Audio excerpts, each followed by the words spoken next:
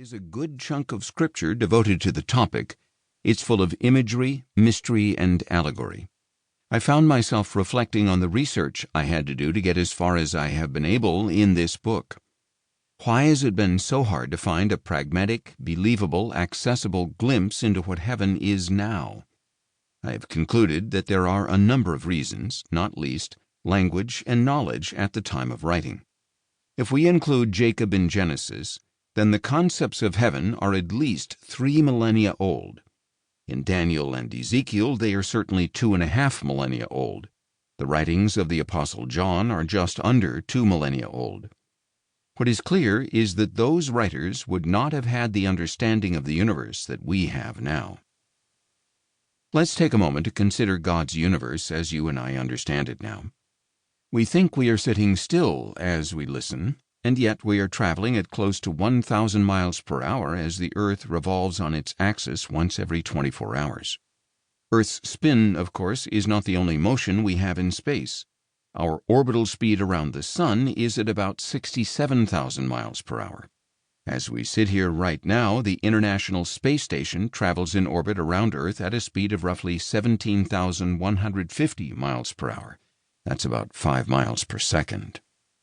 This means that the space station orbits Earth and sees a sunrise once every 92 minutes.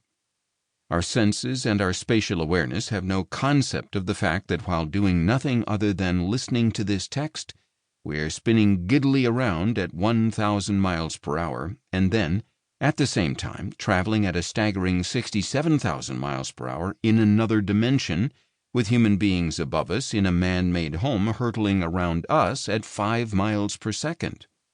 That is fact. It's real. It's every day. And yet we have no conscious awareness of it happening. We are both still and traveling at unbelievable speeds at the same time, an illuminating paradox that we experience every second of every day. It's a big universe. What a big God, and how big are his heavens! And in this context, no one wants to restrict imagination as to the limitless possibilities of our learning and increasing reach through space.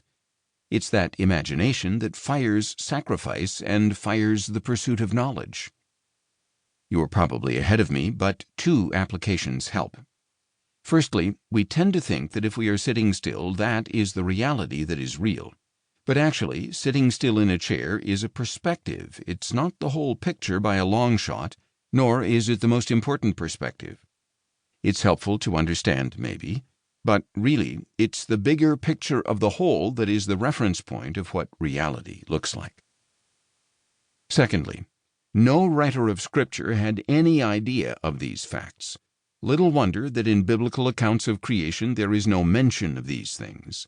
We do get enough in Scripture to put value on imagination, vision, learning, and discovery, and we do get to know that God created the heavens and the earth, and the sequence in which he did just that.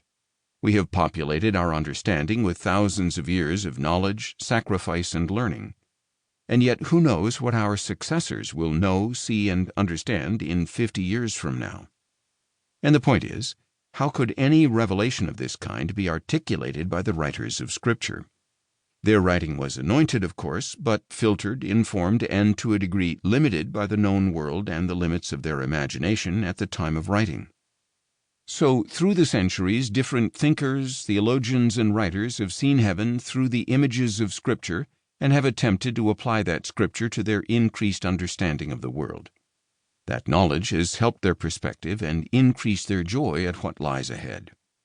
What I have attempted to do in this book is take the ingredients we are given in Scripture, and with the inevitable limit of 2019 knowledge and understanding, try to build an accessible account of what is likely, what is possible, and what is fact. And in the process, I hope to unlock your own imagination and ensure you know you have permission within the bounds of Scripture to imagine what present heaven is like. One thing's for certain, whatever you and I imagine, no eye has seen, no ear has heard, and no mind has imagined what God has prepared for those who love him. I have no doubt that Joel's eyes are now wide open in jaw-dropping wonder. My prayer is that you might at least catch a breathtaking glimpse.